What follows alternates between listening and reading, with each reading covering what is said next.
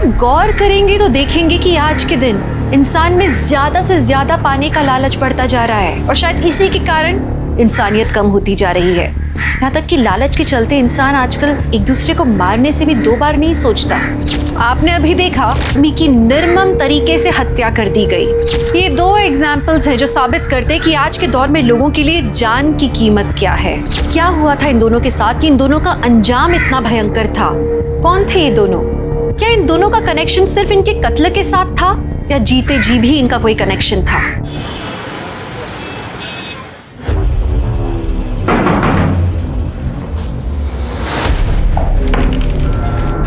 आ गई घर की याद?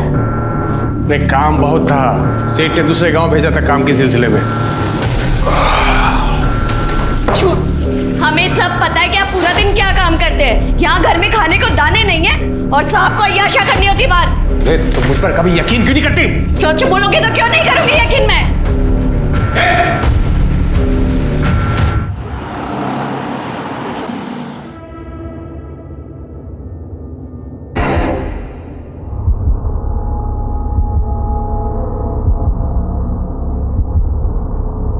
पुष्पा?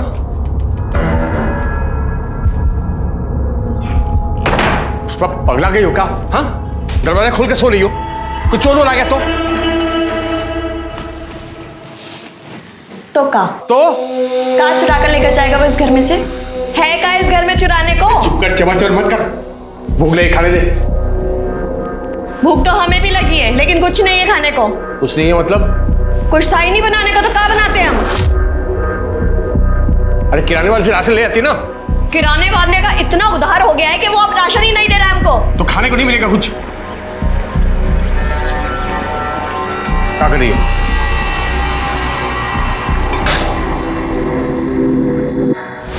पियो और सो जाओ।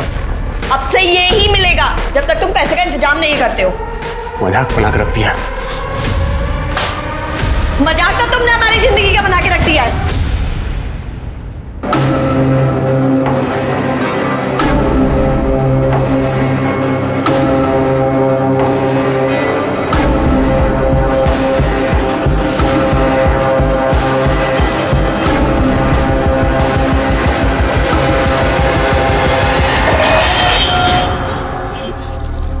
पुष्पा कहाँ जा रही है?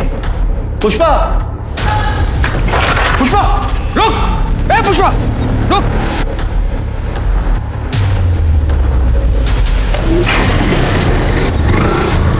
कहाँ भाग रही?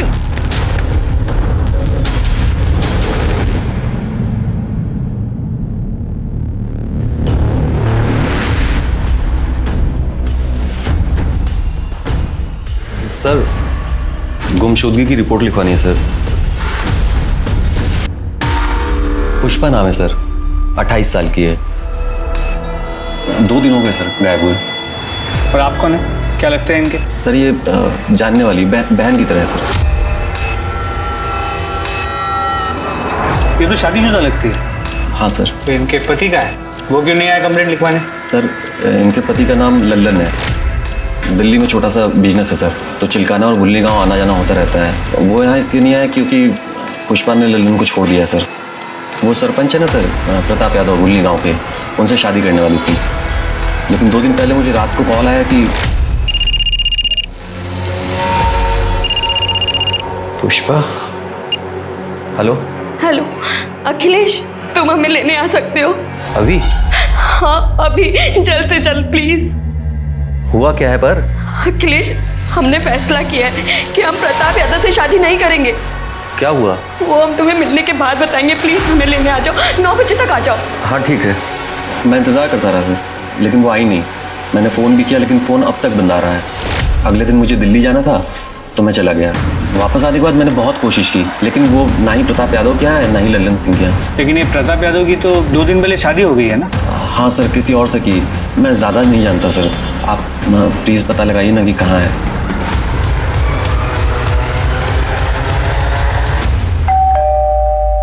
अरे हमें क्या पता पुष्पा कहाँ है। अभी कुछ दिन पहले सरपंच कार्यालय से एक लड़का भी आया था उसके बारे में पूछने के लिए। जानते हैं हम, इसलिए यहाँ आए। आपकी और पुष्पा की शादी होने वाली थी ना? हाँ, हम पुष्पा से शादी करने वाले थे। वो अपने पति से तलाक दे के हमारी मदद के लिए आई थी, लेकिन शादी से एक दिन पहले वो गायब हो गई। हम ये शादी नहीं करना चाहते, इसलिए हम अपने पति के पास वापस जा रहे हैं। क्या तुम मेरे साथ ऐसा कैसे कर सकती हो पुष्पा? मेरी हेलो हेलो। लेकिन अखिलेश ने बताया कि वो लल्लन के पास वापस नहीं गई। तो गई होगी कहीं। देखिए, पुष्पा ने जो भैया को बताया हमने आपको बता दिया। पता है उसकी वजह से हमें कितनी परेशानी हुई। शत्रु, नाक कटने की नौबत आ गई थी दरोगा जी हमारी। एक दिन बाद शादी थी, आसपास के तमाम गांव में निमंत्रण दिया हुआ था। वो तो भगवान की कृपा है कि शादी से एक दिन पहले हमें सपना मिल गई जिनसे हमारी शादी हुई, वरना कितनी बदनामी होती हमारी। लीजिए चाय पीजिए।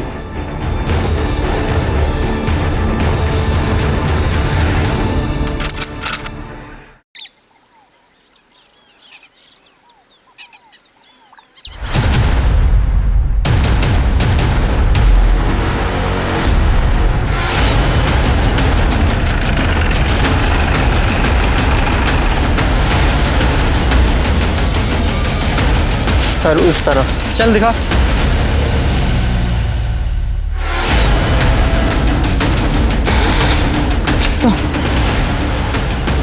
सर बॉडी को देख के इसकी उम्र तो नहीं बता सकते, लेकिन लड़की यंग ही होगी। सर ये कहना भी मुश्किल है कि ये मर्डर है भी या नहीं।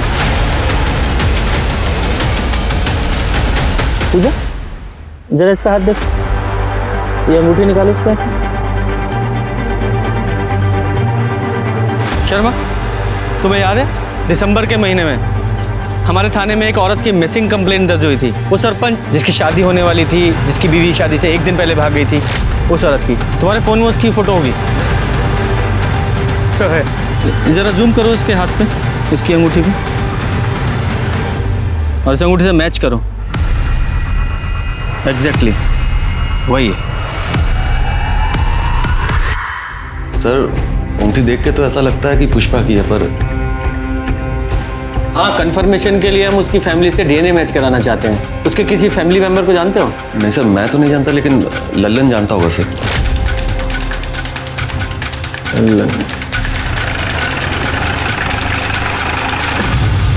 पुष्पा हमेशा पैसों के लिए झगड़ा करती थी मुझसे। कितनी बार तो खाना भी नहीं बनाती थी, मुझे भूखे पेट पानी पीकर सोना पड़ता था। 3 महीने पहले वो घर छोड़कर चली गई। बाद में पता चला कि वो भुल्ली गांव के सरपंच के वहाँ ठहरी हुई, और उसी सरपंच प्रताप यादव के साथ शादी करने वाली है। उसके बाद उसका क्या हुआ मुझे नहीं मालूम, और मैं जानने की कोशिश भी नहीं की। तो तुम्हारे कहने का मतलब ये है कि पुष्पा ने जब तुम्हारा घर छोड़ा उसके बाद से तुमने उससे कभी बात नहीं की? कसम से सर, कभी बात तक नहीं की मैंने उससे। अच्छा, झूठ बोलता है हमारे साथ। पुष्पा के कॉल रिकॉर्ड्स हैं हमारे पास। 13 दिसंबर की रात को उसने तुझसे फ़ोन पे बात की थी, उसके बाद वो गायब हुई है। हाँ सर, एक कॉल आया था मुझे। मैं हेलो हेलो बोल रहा था, लेकिन सामने से कोई आवाज़ नहीं आ रही थी, तो मुझे लगा कि कॉल अचानक कट गया। और फिर तेरी कोई बात नहीं, तूने कॉल बैक भी नहीं किया? हाँ, मैंने दोबारा कॉल नहीं किया, क्योंकि मुझे इस बात का गुस्सा है कि वो मुझे छोड़ कर गई है। लेकिन आप ये सब क्यों पूछ रहे हैं? क्या मिल गई क्या आपको? वो नहीं मिली है, लेकिन एक औरत की लाश मिली है। क्या? और हमें शक है कि वो पुष्पा की हो सकती है। लाश? शर्मा, जरा वो अंगूठी दिखाओ, जरा ये अंगूठी देखो और बताओ पुष्पा की है क्या ये?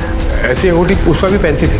भी मतलब इस तरह की अंगूठी गांव की हर औरत पहनती है, मंदिर के बाहर बिकती है साहब। लेकिन ये पुष्पा की है या नहीं ये बता नहीं सकता सर। पुष्पा की फैमिली में कोई और भी है? उसकी फैमिली में सर एक भाई है, हरी शुक्ला, कानपुर में रहता है। नंबर दो उसका। शर्मा, ये पुष्पा के भाई हरि प्रसाद का पता लगाओ और उसका डीएनए सैंपल कलेक्ट करो, और ये लल्लन, इसकी पूरी कुंडली निकालो। ऐसा करो, एक कांस्टेबल को सादी वर्दी में इस लल्लन पर नजर रखने के लिए बोलो। सर,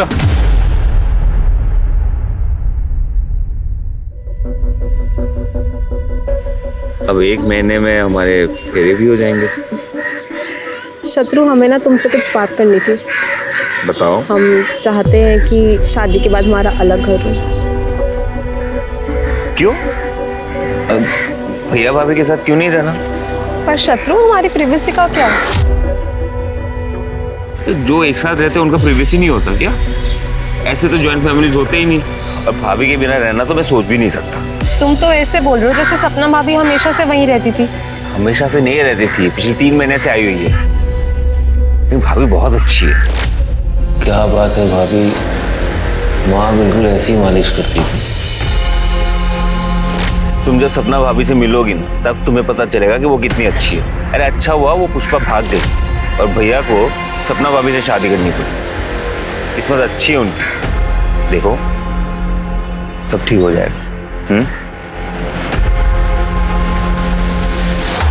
सर, पुष्पा के भाई हरी शुक्ला के अनुसार पुष्पा की उससे बात ही नहीं हुई थी। लेकिन उसका डीएनए सैंपल तो लिया ना तुमने? ले लिया है सर। Very good. इस सैंपल को बॉडी के साथ टेस्टिंग के लिए लैब में भेज दो। सर कांस्टेबल अमन यादव का कॉल आया था। ललन गांव के बाहर भवानी मंदिर में शादी कर रहा है। अच्छा। ओम श्री सिद्धि विनायक स्वाहा, अष्ट विनायक स्वाहा, ओम गण गणपतये स्वाहा। सर जिस कांस्टेबल को हमने ललन पे नजर रखने के लिए कहा था उसने हमें बताया कि पिछले 2 सालों से ललन का चक्कर चिलकना गांव की एक औरत अंबिका से चल रहा है। इसी बात को लेकर पुष्पा ललन पे बहुत चिढ़ती भी। जैसे ही पुष्पा ने घर छोड़ा लोगों ने बताया कि अंबिका को ललन के घर पे रात बेरात देखा गया है। इस ललन को बहुत जल्दी है दूसरी शादी करने की। इतनी भी क्या जल्दी है, कुछ रस्में हमारे साथ भी निभाई है। सर क्या हुआ सर? पुष्पा के होते हुए तुम दूसरी शादी कैसे कर सकते हो? तुम्हारी पत्नी है ना पुष्पा। लेकिन आप ही नहीं तो बोले थे कि पुष्पा मर चुकी है। ऐसा नहीं कहा था कि वो मर चुकी है, सिर्फ इतना कहा था कि क्या वो पुष्पा की बॉडी है, हमें शक है। कंफर्म नहीं किया था, लेकिन तूने तो कंफर्म ही कर दिया है। ऐसा तो नहीं तूने पुष्पा को मार दिया इसलिए तू अंबिका से दूसरी शादी कर रहा है? पुष्पा के मर्डर के जुर्म में अरेस्ट करो इसे। अरे सर रुकिए, एक मिनट सर, एक मिनट बात सुनिए सर। देखिए ये सच है कि पुष्पा की वजह से पैसा और डील खो दिया था मैंने, लेकिन मैंने इसको मारा नहीं सर। मैंने इसको मारा नहीं। कौन सी डील और कौन सा पैसा? प्रताप यादव की डील थी सर। वो पुष्पा के साथ 4 साल के लिए शादी करना चाहता था। इसके बदले में वो हर महीने मुझे 2.5 लाख रुपया देने वाला था सर। 4 साल के लिए शादी? ऐसी कौन सी डील होती है भाई 4 साल के लिए शादी? नहीं, अगर मान भी ले कि कोई ऐसी डील होती भी है और वो प्रताप यादव ऐसा क्यों करने वाला था? मैं बताता हूँ सर। ये जो प्रताप यादव है ये 2 बार से सरपंच पद पे था, लेकिन इस साल सरपंच की सीट औरतों के लिए आरक्षित थी और वो कुंवारा था, इसलिए वो चाहता था कि कोई औरत नकली पत्नी बन के उसके साथ रहे सर, बस और कुछ नहीं। तो पुष्पा ही क्यों? देखिए सर, वो मुझे स्कूल के टाइम से जानता था, इसलिए वो मेरे घर पे आया और ये सब। अरे ऐसे कैसे दे दे अपनी पत्नी को प्रताप? और आगे होगा। ठंडे दिमाग से हमारी बात को समझो लल्लन। देखो हम तुम्हारे बचपन के स्कूल के दोस्त हैं, हमको मना कर रहे हो तुम? वैसे भी हमको एक औरत चाहिए जिसे भूलनी गाँव में कोई नहीं जानता हो। अरे नकली शादी है, डील है डील। अरे कैसे हम अपनी पत्नी को तुमको दे दे? कुछ भी। हम तैयार है जी। क्या बात कर रही हो? बोरा तो आप गए जो घर आई लक्ष्मी को मना कर रहे हैं। तो उसके लिए हमारी गृह लक्ष्मी को किसी गैर मर्द के साथ भेज दे, उसके साथ सुला दे क्या? अरे क्या बोल रहे हो? नकली शादी है, हाथ भी नहीं लगाएंगे पुष्पा को हम। अलग कमरे में रखेंगे उसको, बस पब्लिक के सामने हमारे साथ रहना पड़ेगा और सरपंची का काम सिखा देंगे इसको हम। बिल्कुल चिंता मत करो, हैं? हाँ बोलो। हम तैयार है प्रताप जी। बताइए कब करनी है नकली शादी? बहुत बढ़िया, ये हुई बात। अरे सुनो पकड़ो आप प्रताप 1.5 लाख रुपए रखो पैसा। और सुनो, बस एक काम करना है कि 4 साल तक पुष्पा को फोन नहीं करोगे तुम। हाँ ठीक है, तैयारी करो। पुष्पा के अंदर पैसों का लालच भरा पड़ा था सर। पैसे को देखते ही नीयत खराब हो जाती थी उसकी। एक दिन पैसा लेकर भाग गए मेरे घर से सर। कहाँ भागी? किसके साथ भागी वो? कौन था वो आदमी? चेहरा ठीक से देख नहीं पाया, हेलमेट पहना हुआ था, लेकिन बाद में मालूम पड़ा कि वो प्रताप यादव के घर पे है, उसके साथ शादी करना चाहती है। तो अखिलेश ने तुझे यह नहीं बताया कि पुष्पा ने प्रताप के साथ शादी नहीं की है, वो वहां से भी भाग गई है? हाँ बताया था सर उसने, लेकिन वो यहाँ भी नहीं आई। शायद वो बाइक वाले के साथ भाग गई होगी। उसे वैसे भी मेरी नहीं पड़ी सर। मैं इसके बारे में क्यों सोचूं सर, और क्यों ना करूं मैं दूसरी शादी? बताइए मुझे। नहीं, कहानी तूने अच्छी सुनाई है। कहीं ऐसा तो नहीं है कि पुष्पा ने तुझे फोन किया हो कि मैं प्रताप के साथ शादी नहीं कर रही हूँ, अपने घर वापस आ रही हूँ? तुझे तो अंबिका के साथ शादी करनी थी तो तू डर गया। अरे अगर वो आ जाएगी तो इसके साथ शादी कैसे करेगा, इसलिए तूने उसे रास्ते से हटा दिया, सीधा मार ही डाला उसे। भुल्ली गांव के बाहर जो लाश मिली है वो पुष्पा की है ना? वहीं मारा ना तूने उसे? कसम से बोल रहा हूँ, मुझे नहीं पता, मैंने उसको नहीं मारा सर। वो तो हम पता लगा ही लेंगे कि किसने मारा है, जब तक केस सॉल्व नहीं हो जाता गांव के बाहर नहीं जाएगा तू। और हाँ, ये दूसरी शादी करने की भी जरूरत नहीं है, समझ गया? वरना तेरी बारात थाने से निकालूंगा मैं। कीजिए, इस प्लॉट को डेवलप कीजिए। बस ध्यान रखिएगा कि बीच बीच में फूलों के पौधे भी लगाने हैं। पब्लिक गार्डन प्रॉपर्टी है वो, ठीक है सरपंच जी, हो जाएगा। पेपर साइन हो गए? जी। ये लीजिए 5 लाख रुपए। पेपर दो।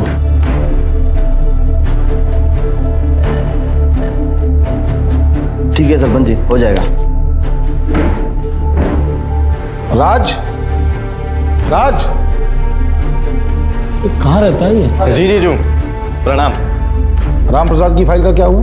वो तो मैंने तेज प्रकाश को बोला था ना उन्हें दिखाने के लिए। जब तेज प्रकाश को बोलना होता तो तुमको क्यों बोलते हम? जीजू पर वो तो मैंने। हमारे जीजू होने का फायदा मत उठाओ। वैसे भी पूरे गांव में सपना के सरपंची का डंका बजाते फिरते हो। कायदे में रहोगे तो फायदे में रहोगे। जी जीजू। कैसे हो भैया? नमस्ते भाभी। नमस्ते। अच्छा भैया, वो ट्यूबवेल वाले केस में शास्त्री जी मान गए। देखा, सीखो इनसे कुछ। हमारे भाई होने के नाते अकड़ सकते हैं, लेकिन नहीं, जो काम हम इनको बोलते हैं पूरी ईमानदारी से पूरा करते हैं, किसी दूसरे पे थोपते नहीं हैं, समझे? जीजू पर वो काम में। सही तो कह रहे हैं, कुछ सीखो शत्रु से। पर नहीं, तुम्हारे दिमाग में तो गोबर भरा है। अब खड़े क्या हो, जाओ यहां से। शत्रु, आज तुम्हारी शादी के कार्ड छपके आ जाएंगे और आज हम तुम्हारी पसंद का खाना बनाएंगे। जी भाभी। चले जी।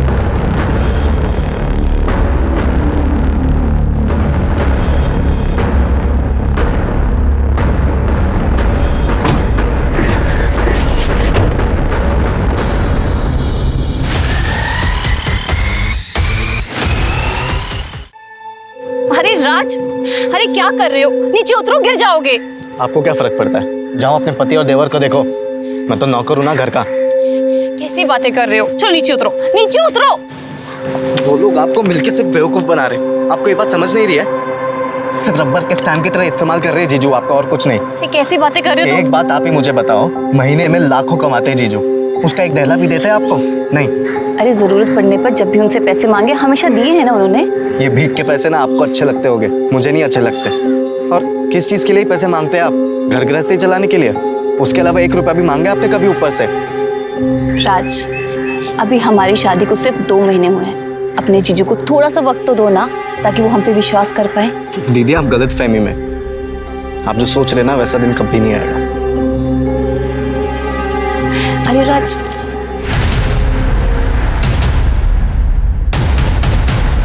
सर हमने प्रताप के बारे में पता किया तो उसका राइट हैंड तेज प्रकाश एक हिस्ट्री शीटर है। उसकी बीवी राजेश्वरी प्रताप के घर नौकरानी का काम करती है। सर पड़ोसी से पूछताछ की तो एक पड़ोसी कमली सिंह ने हमें बताया कि राजेश्वरी को भूषण ज्वेलर्स के यहाँ पे चांदी के बर्तन बेचते हुए देखा है मैंने। तो राजेश्वरी ने चोरी की। जब मैंने उससे पूछा तो उसने बताया कि प्रताप भैया ने उसे गिफ्ट दिए थे। गिफ्ट? हाँ, पहले भी मैंने ऐसे गिफ्ट बेचते हुए दुकान पर उसको देखा है, लेकिन लगता है जब से सपना भाभी आई है उसे गिफ्ट मिलना बंद हो गया है। ये राजेश्वरी और प्रताप यादव, इन दोनों का कोई चक्कर है क्या? सर कमली ने कुछ खुल के नहीं बताया। उसने नहीं बताया तो सीधे राजेश्वरी से पूछते। सच कहते हैं साहब, वो सारे गिफ्ट्स भैया जी ने दिए थे। साहब हम भैया जी के गिफ्ट घर पे नहीं रख सकते थे, इसलिए हमने बेच दिया, क्योंकि वो भैया जी और शत्रु अच्छे आदमी नहीं है। अच्छे इंसान नहीं है इसका क्या मतलब है? साहब बहुत मौका परस्त लोग हैं, मतलब अपने फायदे के लिए कभी भी बदल सकते हैं। देखिए ना, यूँ तो भैया जी ने कभी शादी नहीं की, सारी जिंदगी कुंवारे थे, पर जैसे सरपंच की कुर्सी बचाने का मौका आया उन्होंने फटाफट शादी कर ली। भैया जी की पीने की आदत है, पीने के बाद वो बहुत बदतमीजी करते हैं। और तुम्हारा पति, वो कौन सा दूध का दूल्हा है? साहब हम मानते हैं कि वो दूध के दूल्हे नहीं है, पर हाँ जब से उन्होंने हमसे शादी की वो बदल गए। हाँ वो भैया जी के छोटे मोटे बुरे काम कर देते, मतलब लोगों को डराना धमकाना, उनके पैसों को संभालना। तुम्हारे भैया जी के लिए तुम्हारे पति तेज प्रकाश ने कोई खून भी किया है? ये आप क्या बोल रहे हैं साहब? हम खूनी नहीं है। तो इतना डर क्यों रहे हो? साहब पुलिस को देख के कौन नहीं डरता है? अब हम लोग तो गरीब आदमी है साहब, जैसे तैसे करके गुजारा होता है। हमें छोड़ दो साहब। 13 दिसंबर को कहाँ थे तुम? 13 दिसंबर मतलब जिस रात पुष्पा गायब हुई, उस रात कहाँ थे तुम? साहब ये तो घर पर ही थे। हाँ साहब मैं घर पे ही था। और अगले दिन जब हवेली पहुंचा तो पता चला पुष्पा जी भाग गई। भैया जी बहुत गुस्से में थे क्योंकि शादी की सारी तैयारियां हो गई थी।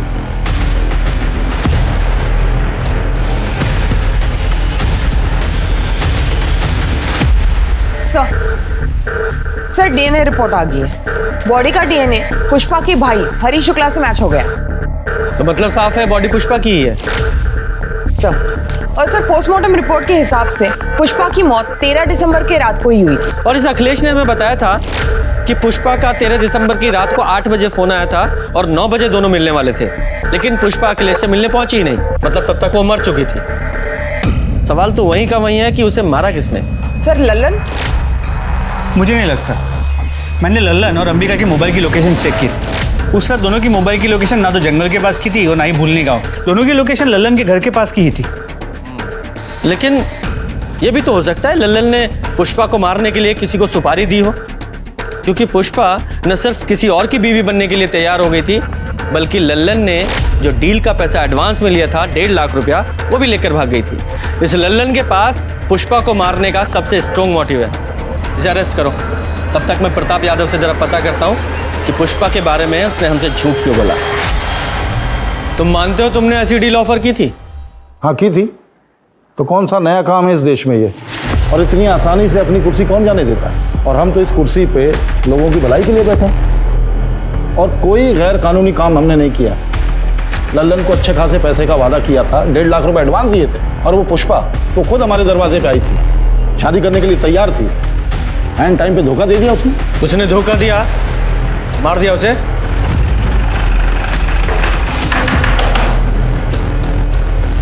सर आप ले चलो इसे। लेकिन क्यों सर? मैंने क्या किया सर? पुष्पा का मर्डर। एक मिनट सर, मैंने पुष्पा को नहीं मारा सर। आप प्रताप और शत्रु से पूछे ना, उन्होंने मारा होगा सर। भैया ने ऐसा कुछ नहीं किया। तुम्हारी हिम्मत कैसी भैया पे इल्जाम लगाने की? हिम्मत की बात करेगा ना। एक मिनट इंस्पेक्टर साहब,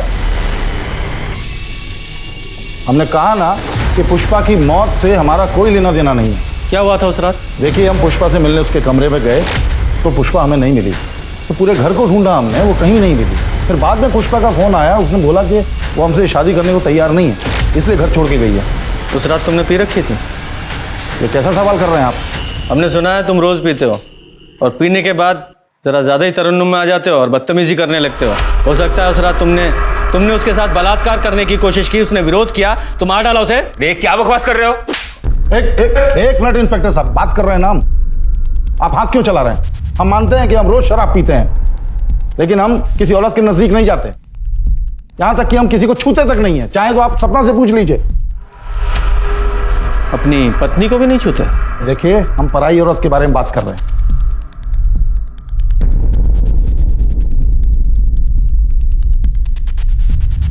तेरह तारीख को कहाँ था तू? मंगेतर के साथ फिल्म देखने गया था सहारनपुर में। वहीं पे खाना खाया और 11 बजे घर वापस आ गया। सपना जी? जी। पुष्पा को जानती हैं? जी नहीं।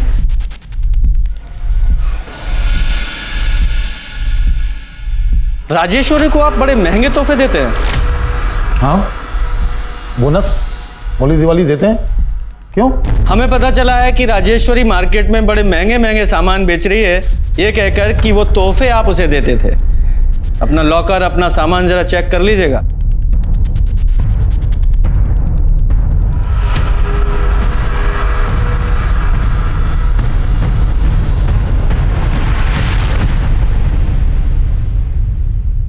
सर राजेश्वरी के अनुसार प्रताप पीने के बाद कंट्रोल में नहीं रहता था।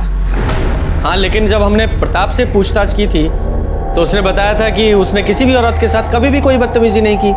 और सपना ने उसके हाँ में हाँ मिलाई थी। कहीं ये सपना प्रताप की टेम्परेरी बीवी तो नहीं है, जैसे कि पुष्पा होने वाली थी? हो सकता है सर। तो गांव में जाकर पता करो, इस प्रताप ने कभी किसी गांव वाली औरत के साथ कोई बदतमीजी की थी क्या? सर मैडम, वो तो किसी औरत की तरफ नजर उठाकर देखते तक नहीं थे। मुझे बहुत गर्व है कि मेरा बेटा प्रताप भैया जी को अपना आदर्श मानता है। अरे गांव वालों के हिसाब से ये प्रताप यादव भगवान के समान है, तो इस राजेश्वरी ने हमें कौन से प्रताप के बारे में बता दिया? शत्रु और हमने पूरे घर के सामान को चेक किया। ये रही वो लिस्ट जो तुमने पिछले कुछ दिनों में चुराई है।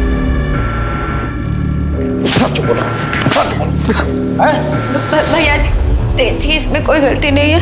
ये सारा सामान हमने चुराया था पैसों के लिए। हमें माफ कर दीजिए भैया जी। दोबारा अपनी शक्ल मत दिखाना, मैं निकल जाओ। तुम भी जाना चाहते हो? भैया जी, हमारी बीवी की गलतियों को माफ कर दीजिए भैया जी। आप जैसा मालिक हमको कहाँ मिलेगा भैया जी? हम आपको छोड़ के कहीं नहीं जाएंगे भैया जी, बस हम यही रहेंगे। हम आपको छोड़ के नहीं जाएंगे भैया जी। प्लीज हमको माफ कर दीजिए भैया जी, भैया जी माफ कर दीजिए। बोलो। सर, हो सकता है प्रताप में कोई कमी ना हो, लेकिन ये नई सरपंच सपना यादव, उसके बारे में ऐसे नहीं कह सकते, क्योंकि प्रताप से पहले उसकी शादी अमर शर्मा नाम के एक आदमी से हुई थी। ठीक है, अमर और सपना इन दोनों से अलग अलग बात करते हैं। हाँ सर, मैं ही हूँ सपना का अभागा पति अमर शर्मा। अभागा? अरे अपनी बीवी को छोड़ दिया, फिर भी खुद को अभागा बता रहे हो? नहीं सर, मैंने उसे नहीं छोड़ा, उसी ने मुझे छोड़ दिया। जैसे उसे पता चला कि वो प्रताप किराए की बीवी के साथ सरपंच की कुर्सी भी दान पे दे रहा है, उसने मुझे छोड़ दिया। प्रताप को कैसे जानते हो तुम? सब प्रताप कभी मेरा दोस्त हुआ करता था, लेकिन जैसे उसे पता चला कि मैं कंगाल हो गया हूं, तो उसने मुझसे दोस्ती खत्म कर दी। लेकिन सपना बीच में आ गई। उसने बिना किसी शर्त के उसकी बात मान ली और मुझे छोड़ दिया। तो और क्या करती सर, दूसरे आदमी से शादी करना ही बेहतर था बजाय अपनी जान लेने के। अमर को शराब पीने की बहुत बुरी लत है। रोज शराब पीने के बाद वो मुझे मारता पीटता था। मैं तो अपनी ज़िंदगी ख़त्म कर देना चाहती थी। जब प्रताप जी की मुझे डील मिली तो मुझे वो मेरी हर समस्या का हल लगी, इसलिए मैंने डील एक्सेप्ट कर ली। तो सर, इसमें मैंने क्या गलत किया? और अमर तलाक के पेपर पे साइन कर चुका था। तलाक के पेपर थे? नहीं सर, वो तलाक के पेपर कैसे हो सकते हैं? वो प्रताप ने तो मुझे बोला था कि वो डील के पेपर थे। सर, मैं बहुत पढ़ा लिखा नहीं हूँ, मुझे नहीं पता कि उन कागजों में क्या लिखा था। और प्रताप ने मुझसे बोला भी था कि वो पेपर मुझे वापस लौटाएगा, लेकिन नहीं लौटाया उसने। और ऐसा कोई एग्रीमेंट साइन नहीं हुआ था। और रही बात तलाक की, तो उसका फैसला 1-2 दिन में आ जाएगा। आप लोग चाहें तो तहसीलदार के ऑफिस में जाके पता कर सकते हैं। और आज के बाद हमारी गैर मौजूदगी में हमारी पत्नी से बातचीत करने मत आइएगा। आप लोग जा सकते हैं, प्लीज।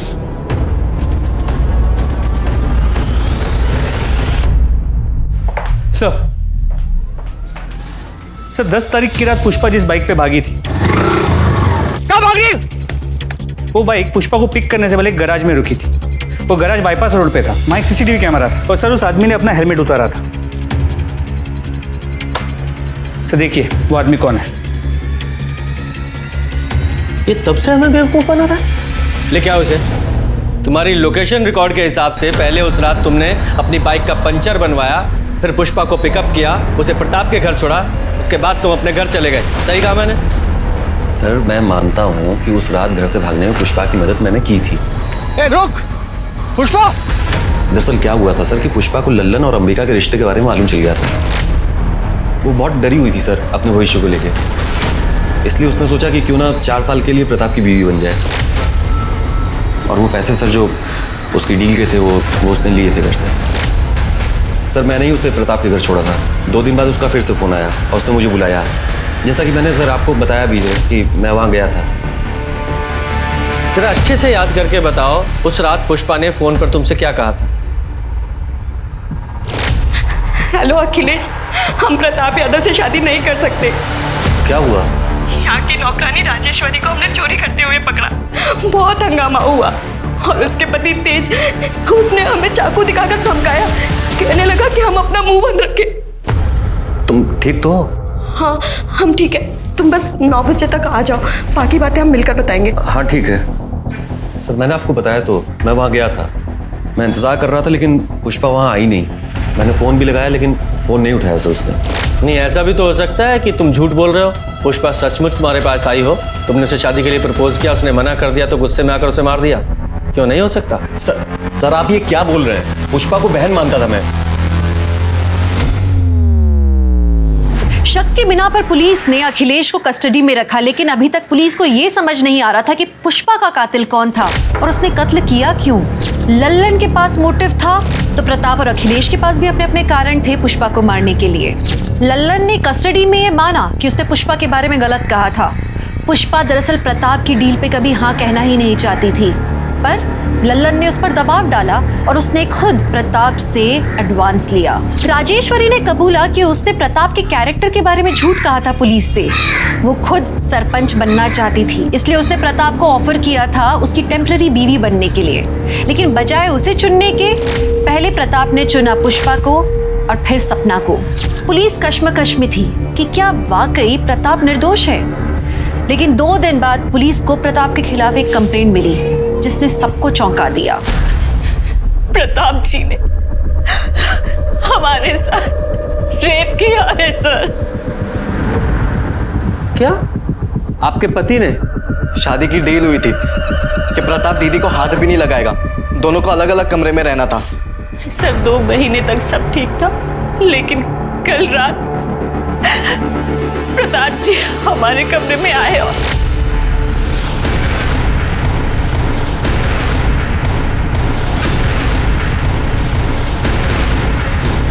क्या कर रहे हैं आप? छोड़िए। झूठ बोल रही हो सपना, दिमाग चल गया उसका। तो तुमने सपना के साथ जबरदस्ती नहीं की? जी बिल्कुल नहीं। कल रात पीने के बाद जब हम अपने कमरे पर जा रहे थे तो अरे कुछ मदद करें आपकी, कहीं चोट लग जाएगी आपको। नहीं, जरूरत नहीं है, हम चले जाएंगे। कैसी बातें कर रहे हैं? हमें अपना फर्ज तो निभाने दीजिए, पत्नी है हम आपकी, संभाल के। Thank you, thank you, thank you. अरे अरे ये क्या कर रही हो तुम? टेम्परेरी ही सही, पर हम पति पत्नी हैं, और कौन सी पत्नी नहीं चाहेगी कि वो अपने पति को खुश ना करे। वो सपना हमें खुद फंसा रही है। वो क्यों फंसाएगी? वो भी अपने ही पति को रेप के इल्जाम में। शायद उसको कोई भड़का रहा होगा। कौन? उसका नकारा भाई राज, वो भड़का रहा होगा उसे।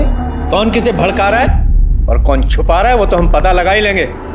फिलहाल तो हमने सपना को मेडिकल के लिए भेजा है।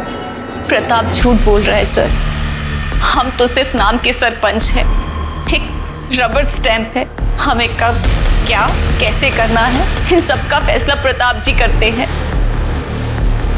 और सर दोनों ही सूरतों में तो बदनामी हमारी ही होगी। हमें तो हमारी जान जाने का भी खतरा है कि हमारे साथ भी वो ना हो जाए जो पुष्पा के साथ। आपका कहने का मतलब है कि प्रताप ने पुष्पा को मारा? हमें नहीं पता सर, हम कुछ नहीं जानते। जो प्रताप है ये इतना पावरफुल आदमी है कि इसके लिए कुछ भी नामुमकिन नहीं है, और वो तेज और शत्रु उसके एक आवाज पे कुछ भी करने के लिए खड़े हो जाएंगे। सर प्लीज आप दीदी को प्रोटेक्शन दे दीजिए। देखिए इनकी मेडिकल रिपोर्ट आने तक हम ऐसा नहीं कर सकते, हमें रुकना पड़ेगा। सर पर दीदी सरपंच है, आप इतना तो कर ही सकते हैं। रहने दो राज, पुलिस को अपना काम करने दो, तब तक हम अपनी रक्षा खुद ही करेंगे। Thank you, sorry. Medical report से ये पता चला कि सपना सेक्सुअली एक्टिव थी, लेकिन रेप का कोई साइन नहीं मिला। तो या तो इसका मतलब ये था कि ये रिश्ता दोनों की रजामंदी से हुआ, या फिर सपना ने खुद को सरेंडर किया प्रताप के आगे डर के मारे। तो क्या सपना के साथ मैरिटल रेप हुआ था, जो असल में एक शादी थी ही नहीं, सिर्फ 4 साल की डील थी। पुलिस प्रताप को लेकर एक और बार कंफ्यूज हो गई थी, क्योंकि एक सपना प्रताप के खिलाफ फिर से कंप्लेंट लेके पहुंची कि प्रताप ने उसे मारने के लिए गुंडे भेजे थे जब वो सरपंच ऑफिस से निकलकर घर वापस जा रही थी। सपना ने जहां एक तरफ अपनी चोट के निशान पुलिस को दिखाए, वहीं दूसरी तरफ ये भी बताया कि गुंडों ने उसे प्रताप की बदनामी न करने की हिदायत दी थी, और उनमें से एक की आवाज तेज प्रकाश जैसी थी। अरे हमने कोई रेप, कोई अटैक नहीं किया इनके ऊपर। और हम कल पूरी शाम भैया जी के साथ ही थे, तो हम कैसे अटैक कर सकते हैं? सर ये तो एक दूसरे का ही साथ देंगे ना। कमीनी आसान शांत खड़ा रहे, ज्यादा गर्मी मत दिखा वरना यही ठंडा कर दूंगा। आधा कुर्सी के लिए ये सब डील मत करो, और आपने मेरी एक नहीं सुनी। अभी देखिए भैया आपको कभी चोट नहीं पहुंचा सकते, लेकिन आपकी ये हालत मुझसे देखी नहीं जा रही। मेरे तरफ से जो कुछ भी होगा ना मैं करूंगा।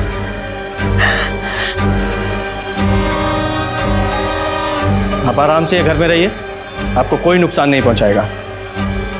अगर किसी ने भी ना आंख उठा के देखा या इनकी कंप्लेन आई तो अंजाम बहुत बुरा होने वाला है, समझ गया?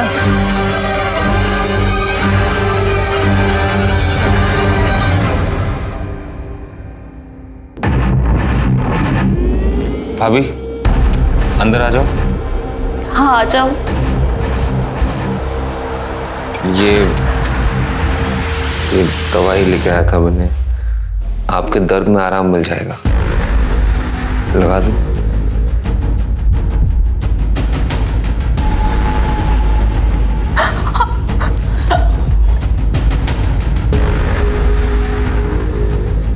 मुझे पता है तुम अपने भाई से बहुत प्यार करते हो, पर हम कसम खा के कहते हैं, हम सच कह रहे हैं।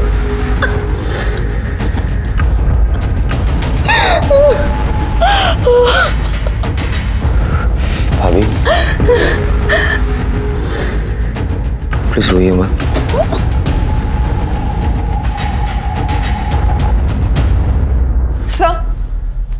सर लोकल न्यूज़ देखिए। क्या हुआ? सर लगाइए तो।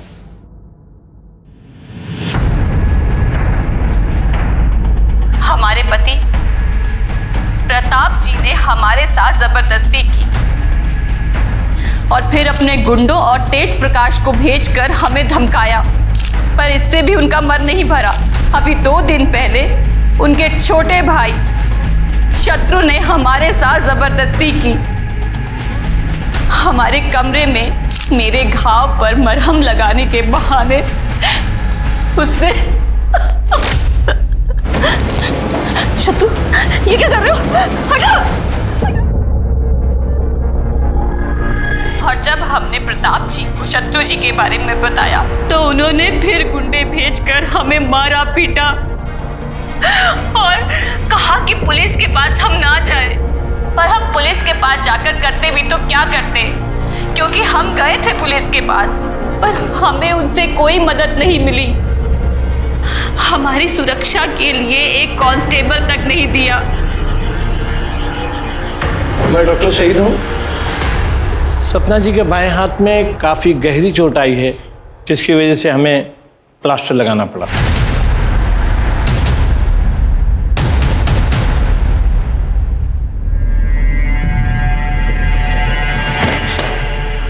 शत्रु कमीने, एक नंबर के धोखेबाज हो तुम, एक नंबर के धोखेबाज हो तुम। मेरी जिंदगी बर्बाद कर दी तुमने।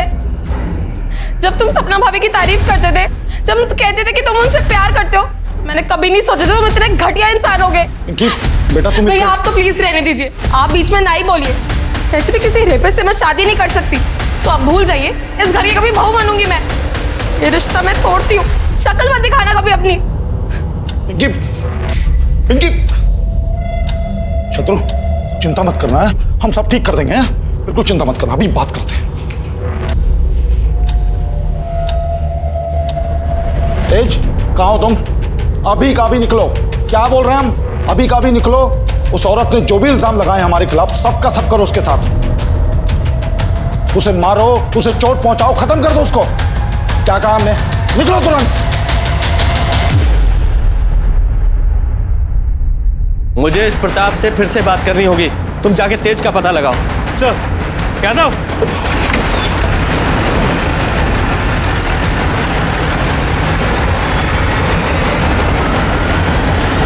क्या चल रहा है? सर वो सपना जो बोल रही है, झूठ बोल रही है वो। तेज कहाँ है? तेज कहाँ है? बोलो शर्मा। सर ये तेज प्रताप घर पे नहीं है। राजेश्वरी ने बताया कि प्रताप के कहने पे वो सपना को मारने गया। सर मैं सपना का फोन बार बार ट्राई कर रहा हूँ, लेकिन उसका फोन नॉट रीचेबल आ रहा है। ठीक है। क्या कर रहे हैं आप? तेज कहाँ है? हमको क्या मालूम? अरेस्ट करो इसे और जरा चेक करो। सर 1 मिनट यहाँ आइए।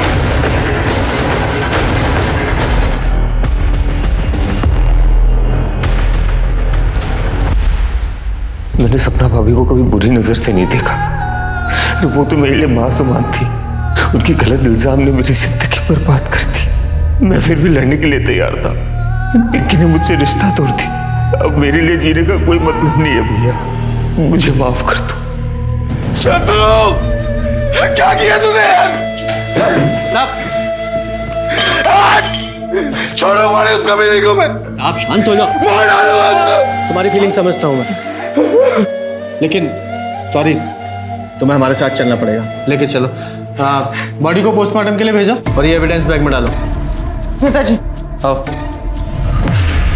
सपना दीदी जिंदाबाद, सपना दीदी जिंदाबाद, प्रताप यादव। क्या बोलो? उस औरत की सच्चाई नहीं मालूम तुम लोगों को? झूठी है वो, मेरे को बना रही सबको। भाई कर रहे हो? जाओ।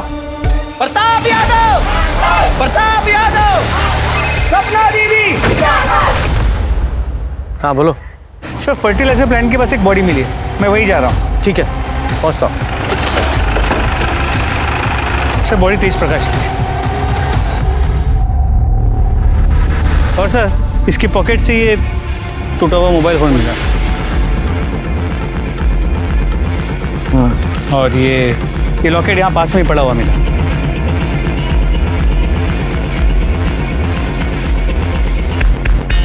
शर्मा, इस जगह का डम डाटा निकलवाओ। 13 दिसंबर का रात 7 बजे से रात 11 बजे तक का डम डाटा निकलवाओ, वहां जहां पुष्पा की लाश मिली थी। क्योंकि ये लॉकेट मैं पहचानता हूं किसका है। तेरा ये लॉकेट तेज की लाश के पास मिला हमें, और तेरे फोन की लोकेशन भी वहीं की थी। और यही नहीं, 3 महीने पहले जिस जंगल में पुष्पा की लाश मिली, वहां भी तेरे फोन की लोकेशन उसी समय की दिखा रहा है। बोल क्या कहना तुझे?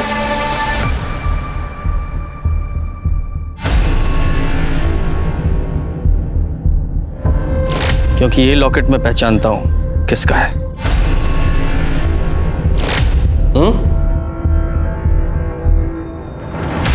सोच लो, अभी भी टाइम है। सच्चाई बताओगी या फिर ये जो तेरा नाटक है वो सच्चाई में बता? बता। पहले तो ये बता कि तेज प्रकाश को क्यों मारा तूने? क्योंकि वो तुझे मारने आया था। बताती हूँ। बोलो। तेज प्रकाश ने हमें बात करते हुए सुन लिया था। पुष्पा को मारकर सरपंच की कुर्सी पर बैठने का प्लान तो हमारा पूरा हो गया, लेकिन हम अभी भी एक रबर स्टैंप हैं। इन दोनों भाइयों के ऊपर रेप का इल्जाम लगा के हमें गांव वालों से भर भर के सहानुभूति मिल रही है। तुम देखना, वो दिन दूर नहीं, सत्ता की बागडोर हमारे हाथ से दूर नहीं, और ये दोनों भाई अब जेल में सड़ेंगे। और अभी पुलिस भी इन्हें जल्दी गिरफ्तार कर लेगी। हमने सब सुन लिया है।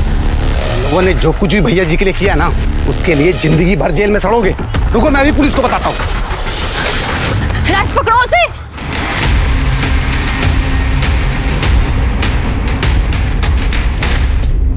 और पुष्पा को क्यों मारा? प्रताप की टेम्परेरी बीवी का सपना मेरे पति अमर ने यह कहकर ठुकरा दिया कि मैं गैर मर्द के साथ कैसे रह सकती हूँ। बेवकूफ था वो। लेकिन जब मुझे पता चला कि पुष्पा प्रताप की बीवी बनने वाली है और पुष्पा प्रताप के घर में है, तो मैं पुष्पा से मिलने उसके घर पर गई। मुझे पता था प्रताप हर शाम को शराब पीता है। जब मैं वहां पहुंची तो मैंने क्या चल रहा है? हमने राजेश्वरी को चोरी करते हुए देखा है। अपनी आंखों से देखा हमने। बोली भैया जी खुद चोरी करते हैं। दोहराओ। चलो निकलो यहाँ से। आओ।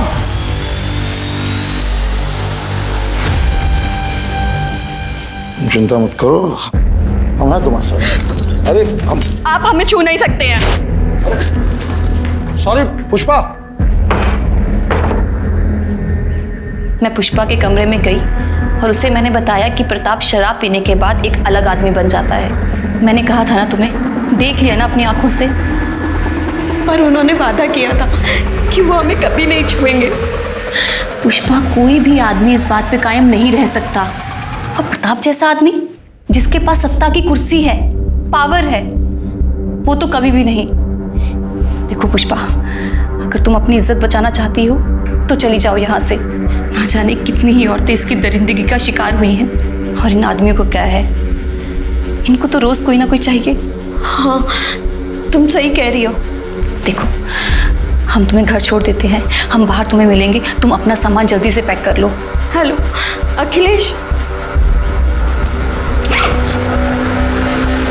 मैंने राज को पहले ही गाड़ी तैयार रखने के लिए बोला था। पुष्पा, तुमने बहुत सही फैसला किया। तुम हमको ना गांव के बाहर ही छोड़ देना। ठीक है, तुम एक काम करो, अब प्रताप जी को फोन करके बोल दो कि तुम उनसे शादी नहीं करना चाहती, ताकि वो तुम्हारा पीछा ना करे। हेलो, हम बोल रहे हैं, हम ये शादी नहीं करना चाहते। इसलिए हम अपने पति के पास वापस जा रहे हैं। क्या तुम मेरे साथ ऐसा कैसे कर सकती हो? Hello hello Pushpa.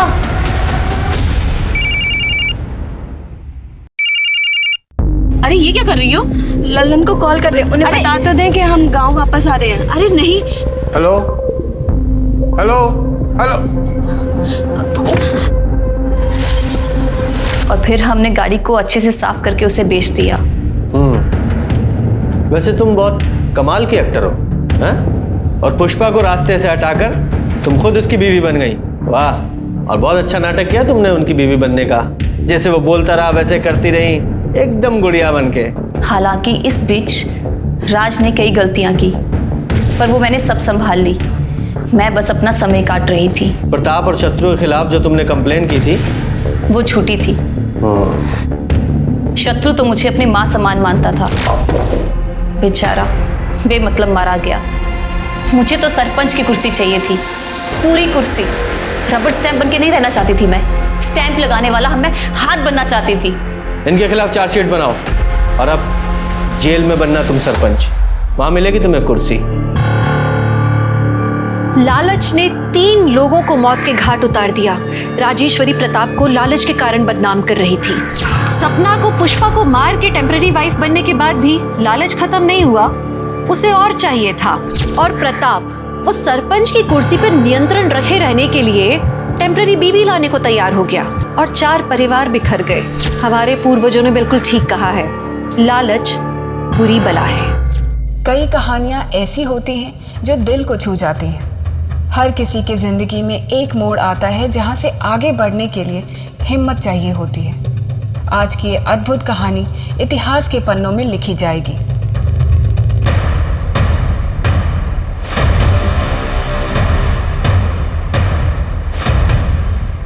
जहाँ विश्वास होता है वहीं विश्वासघात होता है। तो क्या किसी पर हमेशा के लिए विश्वास करना छोड़ देना चाहिए? भरोसा वो भावना है जो एक बार टूट जाए तो दोबारा उसका बनना बहुत मुश्किल हो जाता है। लेकिन बिना भरोसे के ना तो दोस्ती कायम रह सकती और ना ही परिवार। बिना भरोसे के समाज का क्या होगा? नमस्कार, मैं दिव्यांका त्रिपाठी दहिया क्राइम पेट्रोल सतर्क के आज के एपिसोड में आपका स्वागत करती हूँ, जो विश्वास और विश्वासघात के बीच के चक्रव्यूह की कहानी है।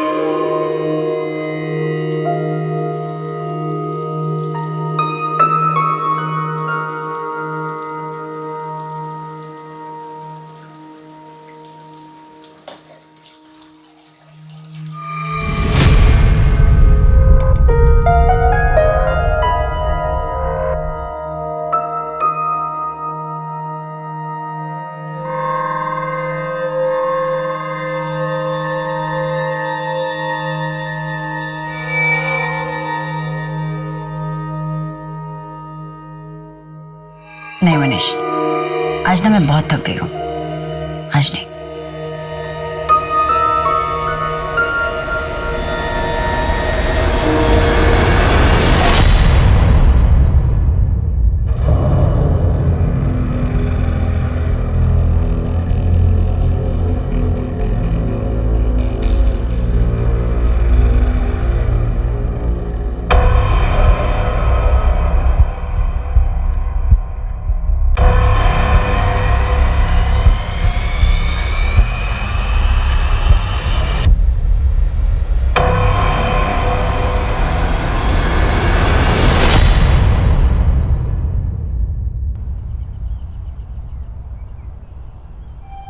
सुरभि, हाँ मैं निकल रहा हूँ। ओके।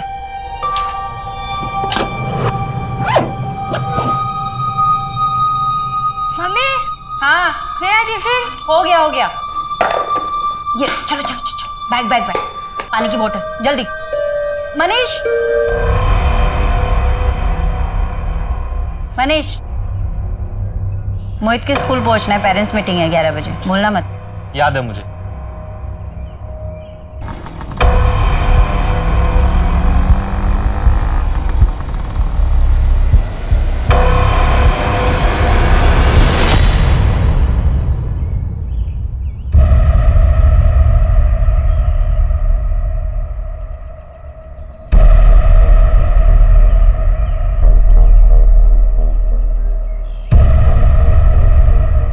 नीतीश, कौन है रे लोग?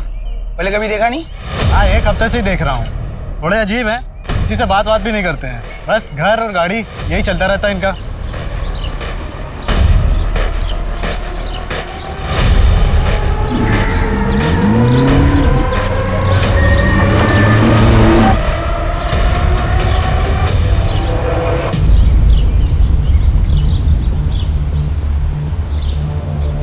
मीना अंदर आ।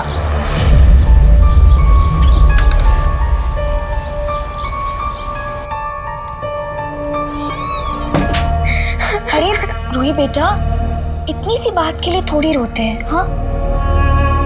और इन मोहल्ले के बच्चों की बातों को क्या दिल पे लगाना है? पर अम्मी सही तो कह रहे, मेरे रंग की वजह से हमारा निकाह नहीं होगा।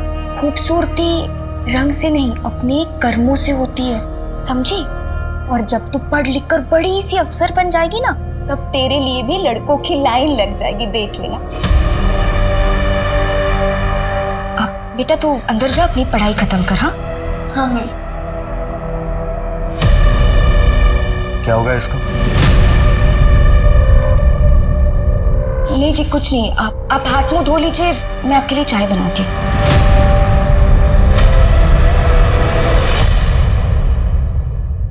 सर, व्हाइट बीटोवेन 1 घंटे पहले पार्शन में दिखी थी, इसके बाद से ट्रेस नहीं हुई। नाकेबंदी करवा दो, तभी चेक पोस्ट को अलर्ट करो और इस तरह की जो भी गाड़ी दिखाई दे उसकी तलाशी अच्छे से करो। सर, एटीएस को इन्फॉर्म करें? नहीं, अभी नहीं, लीड हमारी है, पहले हम कंफर्म करेंगे, उठाएंगे, फिर एटीएस को इन्फॉर्म करेंगे। ये सुरभि कहाँ है? वारंट मिला? सर सर्च वारंट निकलवा लिया है, घर के ओनर से भी बात हो गई, वो हमें वहीं मिलेगा। गुड सुरभि, तुम एक काम करो, धनीपुर मर्डर केस की चार्जशीट तैयार करो। गायकवाड़, तुम प्रताप के साथ जाओ और उन दोनों अज्ञात लोगों के घर में रेड मारो, देखो क्या मिलता है। जी सर।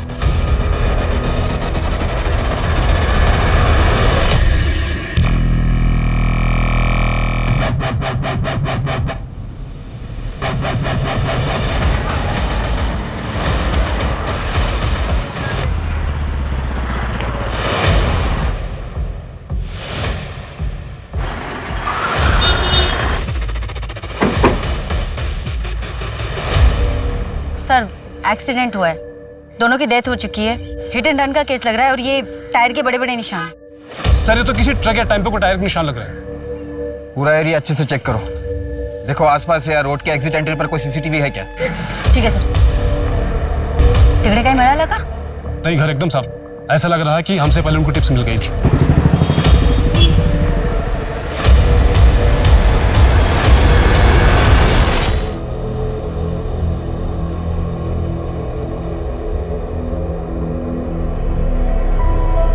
घबराओ मत बच्चों, हम लोग यहाँ सब आप लोगों की मदद के लिए। अच्छा, जिस वक्त एक्सीडेंट हुआ आप दोनों कार में थे? अच्छा बेटा, आपका नाम क्या है? रवि। अच्छा, वो आप लोगों के मम्मी पापा थे? बच्चे इस वक्त बहुत डरे हुए हैं, फिलहाल इन्हें चिल्ड्रन होम भिजवा दो और एक काउंसलर से सेशन सेटअप करो। जी सर। सर, आरटीओ से कार के ऑनर की डिटेल्स भी मंगवाई। ठीक है, पता करो फैमिली में और कौन कौन है। बेटा, आप लोग यहाँ पर बिल्कुल सेफ हैं। ये रश्मि जी हैं, अगर कुछ भी बात करनी है तो खुलकर बात कर सकते हैं। हेलो बच्चों, क्या नाम है आपका? बेटा, अगर आप लोग बात नहीं करेंगे तो कैसे चलेगा? घर नहीं जाना है? अजीब बच्चे, बात ही नहीं करते। थोड़ा टाइम लगेगा।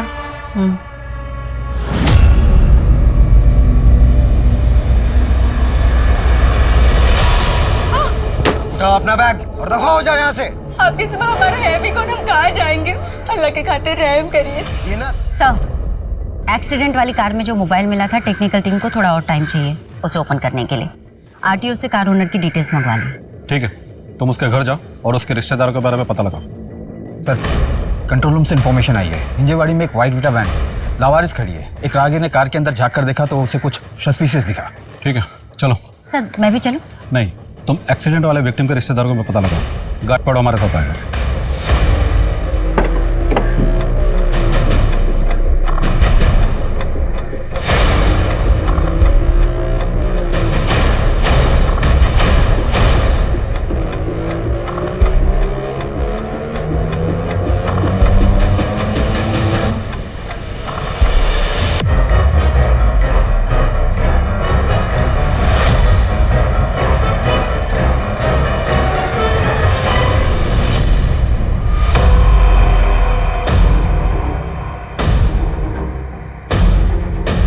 के रॉ मटेरियल्स हैं, लाइव नहीं है।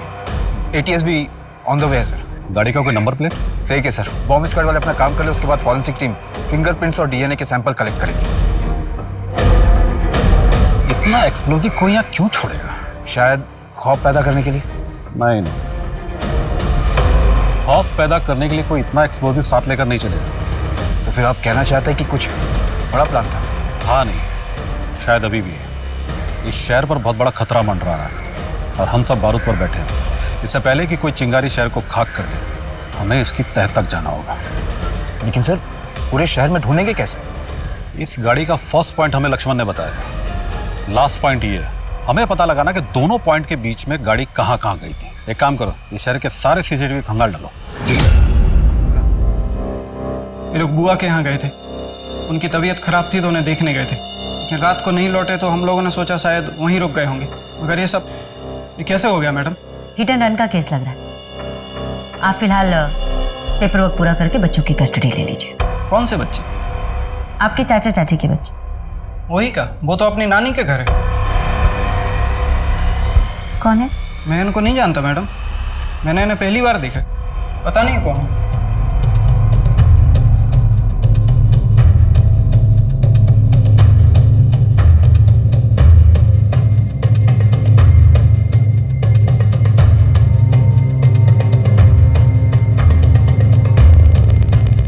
रूही दीदी, बहुत डर लग रहा है। अगर पुलिस को पता चल गया तो वो हमें जेल में डाल देगी। पता चले उससे पहले मेरे पास एक प्लान है।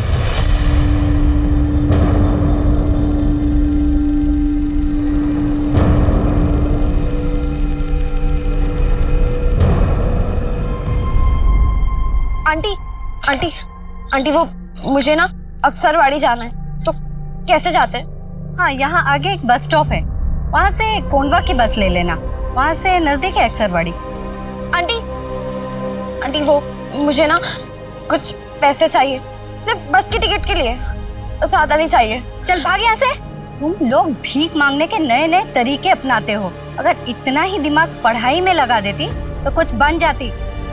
आंटी, मैं सच में झूठ नहीं बोल रहा आंटी।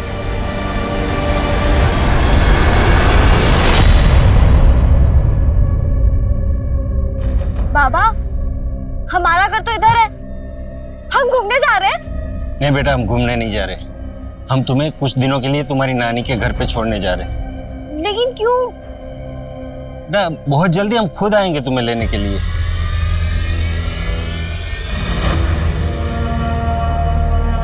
कृति को तो खाने पीने पहनने में सब में नखरे आते हैं। माँ, एक बात पूछूं? हाँ पूछो ना बेटा। आप ये कहाँ से सीख के आया? ऐसा बात करता है कोई अपनी माँ से?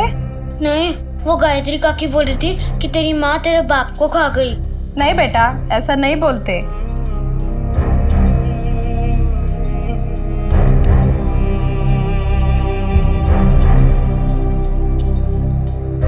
इसके पापा की जमीन बिक जाएगी तो मैं और मेरा बेटा ये गांव छोड़ के चले जाएंगे। ऐसे दुखी मत रहो, कल रवि को मेरे साथ भेज देना, कृति के साथ थोड़ा खेलेगा तो उसका मन भी बहल जाएगा।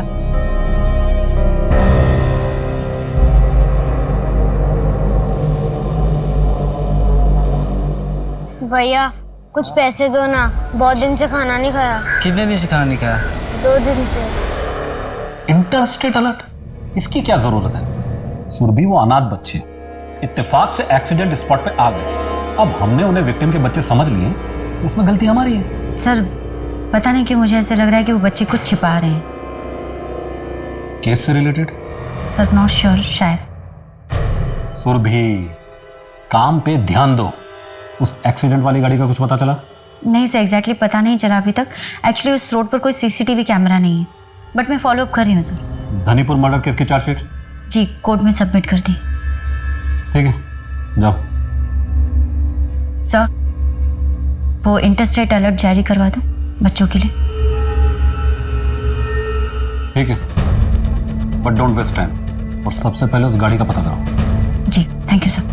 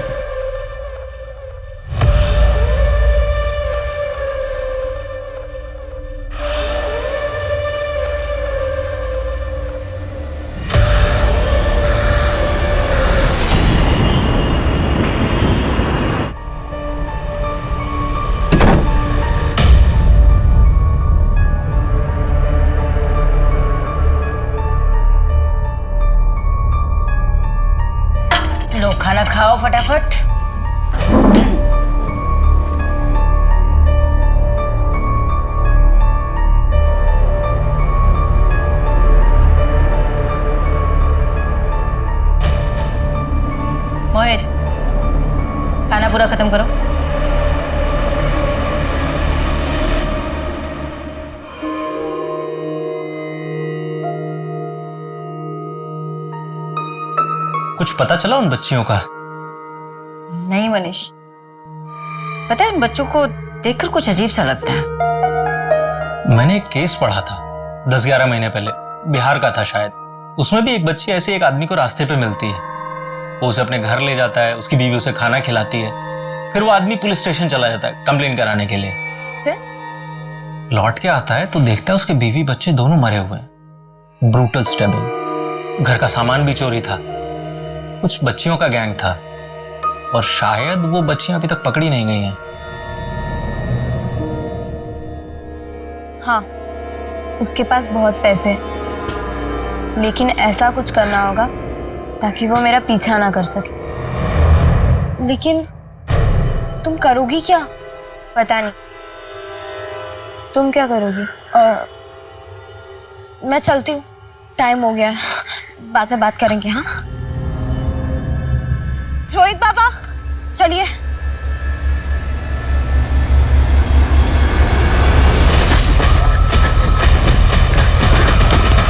काम हो गया? हाँ चल।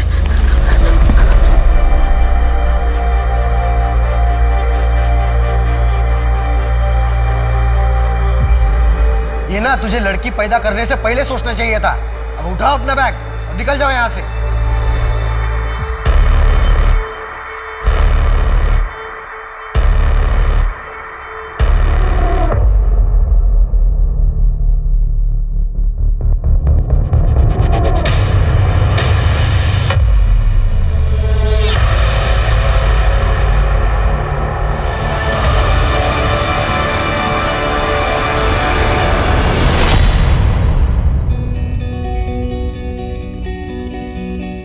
हाँ जोई बेटा, हो गया घूमना फिरना? चलो अब जल्दी से घर जाओ और होमवर्क कंप्लीट करो, मम्मा जल्दी आएगी। Okay bye, love you. अच्छा वो पुष्पा आंटी को फोन दो। हाँ जूही को खाना खिला देना, और जब तक मैं ना हो ना घर पे ही रहना। ठीक है। हाँ चलो लड़कियों। ये सीसीटीवी वाली लड़की गणेश नगर पुलिस स्टेशन में वांटेड है मर्डर केस में। तकरीबन 7 महीने पहले हुआ था। नहीं प्रताप, मुझे नहीं लगता वो लड़की किसी का मर्डर कर सकती है। और ये सीसीटीवी वाली लड़की ना कोई और है। रूही के हाथ पे निशान है वो टैटू का, स्टार वाला। चोरी करके भागी थी, बाद में उसने टैटू बनवा लिया होगा, पैसे थे उसके पास। मुझे फिर भी नहीं लगता। उन दोनों बच्चों को देखकर लगता है कि वो लोग खुद ही किसी मुसीबत में। तो जिस तरीके से बच्चा देख रहा था ना मुझे, उसकी नजरें। पहले गणेश नगर पुलिस स्टेशन से इस सीसीटीवी वाली लड़की की डिटेल्स निकलवाते हैं, तब आपको यकीन हो जाएगा कि वो मुसीबत में नहीं बल्कि वो दोनों खुद मुसीबत है। कांस्टेबल सुरभि को रवि और रूही की तलाश ने 7 महीने पहले के एक मर्डर केस तक पहुंचा दिया था, जिसमें रूही को सस्पेक्ट के तौर पर पुलिस पहले ही ढूंढ रही थी। पुलिस को ना तो रूही के अतीत के बारे में कुछ पता था, ना ही रवि के, और अब तक तो गुंजन का नाम भी उनके सामने नहीं आया था। सवाल यह है कि रूही रवि से कैसे मिली और इस वक्त गुंजन उनके साथ क्यों नहीं थी। उससे बड़ा सवाल यह है कि रूही और रवि किससे भाग रहे थे, वो जा कहाँ रहे थे, और अगला वो क्या करने वाले थे। हाँ ये वही लड़की है। शकील भाई के दूर के रिश्ते की एक बहन गांव में रहती थी, ये उन्हीं की लड़की है। इतने भले इंसान थे शकील भाई, इसे गांव से लेकर आए, स्कूल में एडमिशन करवाया, और देखो क्या मिला उनको, उन्हें ही मार के उनको लूट के भाग गई। इस लड़की से कोई मिलने आता था? उसका कोई रिश्तेदार या दोस्त? नहीं, मिलने तो कोई नहीं आता था, पर पार्क में इसकी एक सहेली थी, उससे ये बहुत बात करती थी। कौन सहेली?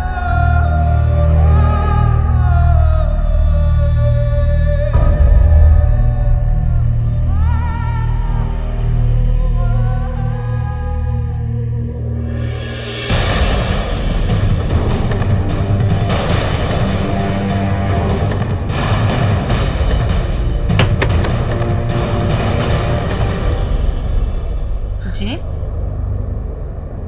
अब पुलिस के चक्करों में कौन पड़े मैडम। ना तो उसने हमें कोई नुकसान पहुंचाया था और ना कोई चोरी की थी। अब भाग गई तो भाग गई। उसका घर कहाँ है? अब हमें क्या पता, हमें तो एक प्लेसमेंट एजेंसी से मिली थी। पर वो आपके घर में काम करती थी? क्या क्या काम करती थी? सिर्फ साफ सफाई और मेरे बेटे रोहित की देखभाल। गुंजन नाबालिग थी, हाँ मैम, पर मैं उसका अपनी बेटी की तरह ख्याल रखती थी। कपड़ा, खाना पीना सब देती थी। जो मेरा बेटा रोहित खाता था वो वही खाती थी। पर आपका बेटा पढ़ाई लिखाई भी करता है, गुंजन का भी तो वो हक बनता था। आप मुझे उस प्लेसमेंट एजेंसी का नंबर दीजिए जहां से आप उसे लेकर आई थी।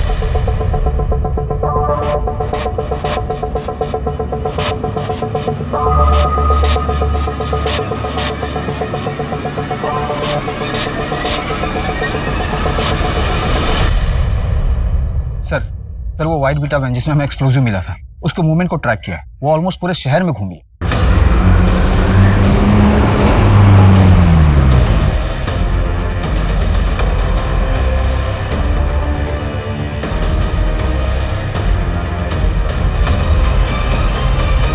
और उन दोनों लड़कों को कुछ पता चला? Last location Pune railway station के बाहर का है। एक सीसीटीवी में भी कैप्चर हुआ है। ये देखिए सर।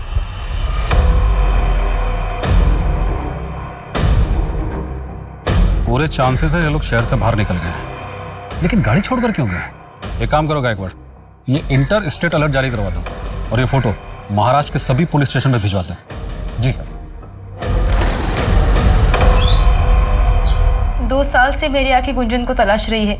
स्कूल में किसी लड़की से हाथापाई हो गई थी जिसमें उस लड़के को फ्रैक्चर हो गया। शायद इसी डर से गुंजन लौटी ही नहीं वापस।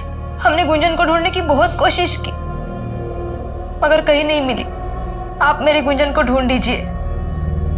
देखिए, हम पूरी कोशिश कर रहे हैं। अगर गुंजन यहाँ आती है तो आप मुझे इस नंबर पे कॉल करिएगा। आती ये रूही हमें मिल जाएगी फिर। पर मैडम, इन्हें ढूंढ पाना बहुत मुश्किल है और मैंने इस रूही के बारे में पता करने की बहुत कोशिश की पर कुछ हाथ नहीं लगा। और उसके हाथ में बना वो स्टार वाला टैटू, वो तो बहुत कॉमन है। लगभग हर टैटू आर्टिस्ट हर दूसरे तीसरे दिन ऐसे टैटू बनाते रहता है। मुझे लगता है ना तुम्हारे खबरी नेटवर्क को वायरस लग गया। एंटीवायरस डलवाओ और काम पर लग जाओ। मुझे ये बच्चे चाहिए, वो भी जल्द से जल्द।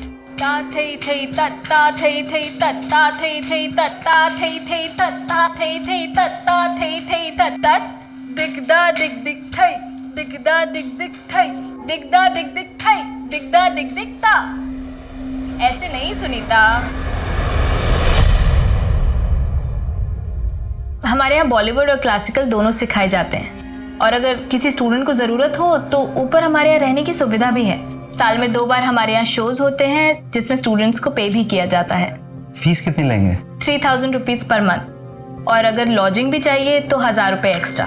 ठीक है, तो आप जब तक ये फॉर्म भर दीजिए तब तक मैं आपकी बेटी का टेस्ट ले लेती हूँ। चलो बेटा।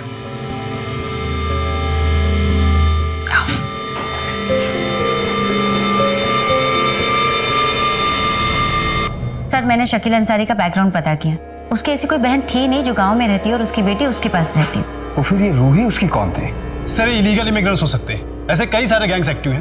पहले लोगों को फंसाकर लूटते हैं फिर उनका मर्डर करके भाग जाते हैं। मैंने एक केस पढ़ा था, बिहार का था शायद। उसमें भी एक बच्ची ऐसे एक आदमी को रास्ते पे मिलती है। वो उसे अपने घर ले जाता है, उसकी बीवी उसे खाना खिलाती है। फिर वो आदमी पुलिस स्टेशन चला जाता है कंप्लेन कराने के लिए। लौट के आता है तो देखता है उसके बीवी बच्चे दोनों मरे हुए हैं। मुझे लगता है हमें हमारे सर्च का दायरा बढ़ाना चाहिए। प्रताप, जितने भी हिस्ट्री शीटर, बैगिंग रैकेट और लोकल गैंग के मेंबर्स हैं उन सबको खंगालो। बच्चे हमारे हाथ से आकर निकल गए और इस केस की डिटेल्स क्राइम ब्रांच को भी शेयर करो। Okay sir.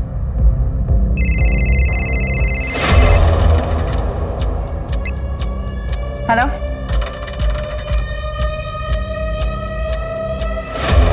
लक्ष्मण, मेरे को ये केस जल्दी से जल्दी सॉल्व करना है, नहीं तो ये केस ना मेरे हाथ से निकल जाएगा। उसका टेंशन मत लो मैम, एक खबर लाया हूँ। चुपचाप बैठो यहाँ। भागने की कोशिश की ना तो पुलिस स्टेशन ले जाऊंगी और पुलिस स्टेशन ले जाकर शकील अंसारी के मर्डर में तुम्हें चिल्ड्रंस होम भेज दूंगी और इसे अनाथालय। फिर कभी नहीं मिल पाओगे। और ये सब क्या है दिखाओ।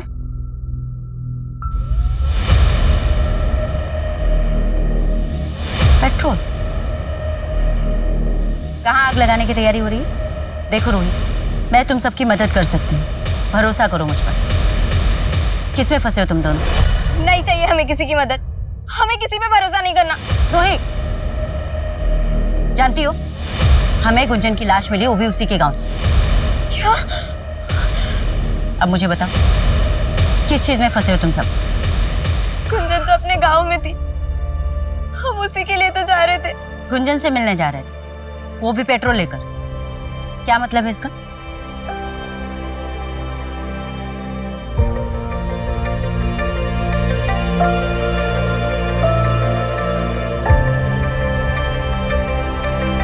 उसने मार दिया गुंजन को। किसने?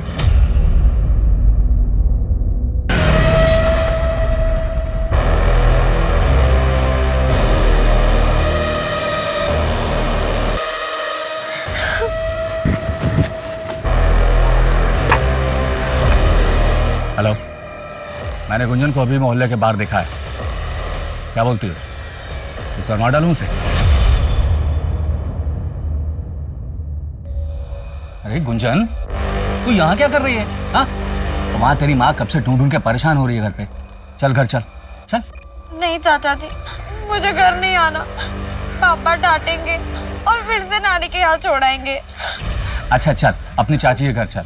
जब तेरे पापा का गुस्सा ठंडा हो जाएगा तो तू अपने घर चल ही आना, ठीक है? चल चल चल चल चल, आ जाओ आ जाओ आ जाओ आ जाओ आ जाओ। सर मुझे एक टीम चाहिए। रोहित, बोलो बेटा। डरो मत, सर को भी बताओ जो तुमने मुझे बताया था।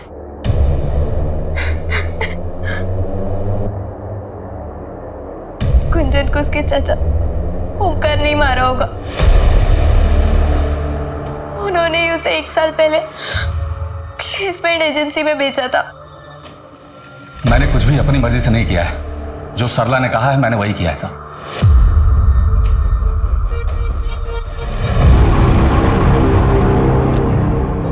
तुम गुंजन से कब छुटकारा दिलाओगे? वादा याद है ना अपना?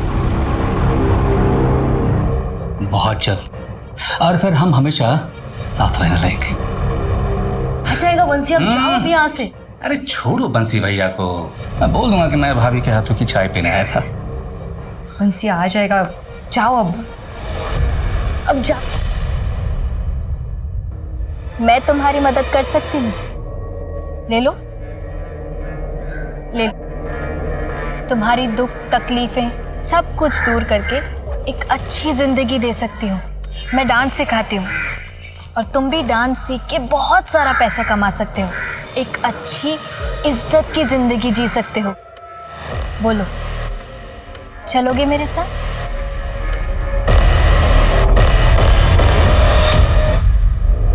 आओ, आ जाओ। अच्छा सुनो, तुम यहीं वेट करो, पहले गुंजन का फॉर्म भर लेते हैं, ठीक है? चल।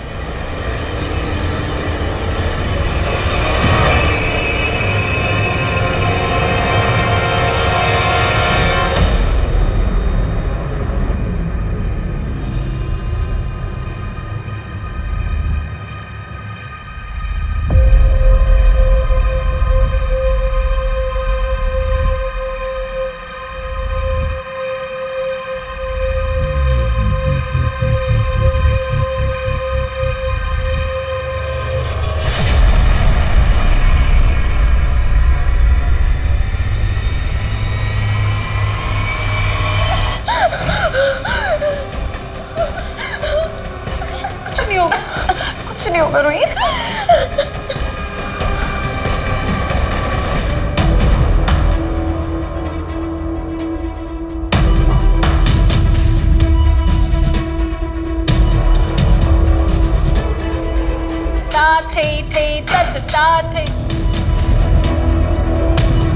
क्या हुआ? अरे क्या ढूंढ रहे हैं आप लोग? ये डांस स्टूडियो है। अरे क्या रही हैं आप? अजीब दादागिरी है। पैसे नहीं खिलाओ तो आम आदमी को परेशान करोगे क्या? छोड़िए।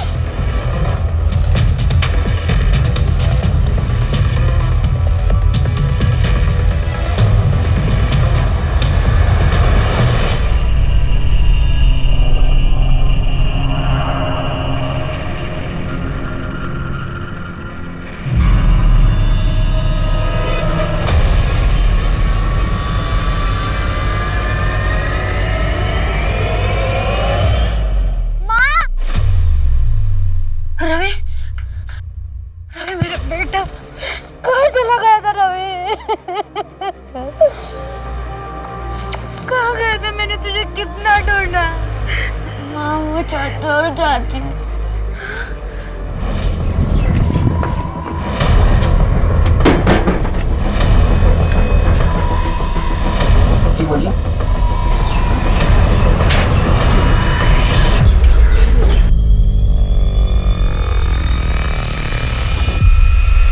ये तुम ठीक नहीं कर रहे हो।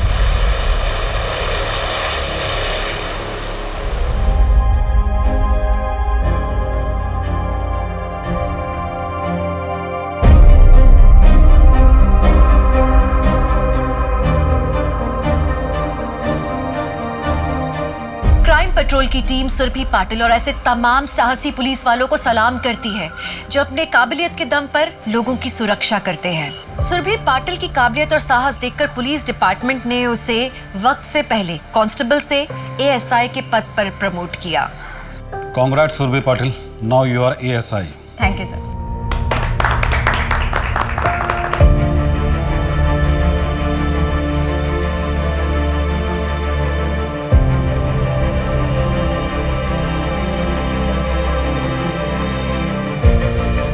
मीना और रूही को पुणे के चिल्ड्रन शेल्टर होम में भेजा गया, जहां उनकी रेगुलर काउंसलिंग हो रही है आज, और वो अपने सदमे से उबर भी रहे हैं। सुरभि दिल की अच्छी लड़की थी, इसलिए वो वक्त पर हिम्मत वाली बन पाई। शुरुआती तौर पर सुरभि अपने इर्द गिर्द हो रहे अपराधों को देखकर भी उनके खिलाफ लड़ने की हिम्मत नहीं जुटा पा रही थी, लेकिन जब उसने हिम्मत जुटाई तो उसके सामने आने वाला हर अपराधी कमजोर पड़ गया। आगे चल के सुरभि ने ऐसे कई सेक्स रैकेट्स का भांडा फोड़ा और कई लड़कियों की जान बचाई। इसी के साथ मैं दिव्यांका त्रिपाठी दहिया लेती हूँ आपसे विदा। फिर मिलूंगी क्राइम पेट्रोल सतर्क विमेन अगेंस्ट क्राइम के नए एपिसोड के साथ। जय हिंद। क्राइम पेट्रोल के और भी दिलचस्प कहानी देखने के लिए हमारे चैनल को सब्सक्राइब करें और बेल आइकॉन दबाना न भूलें।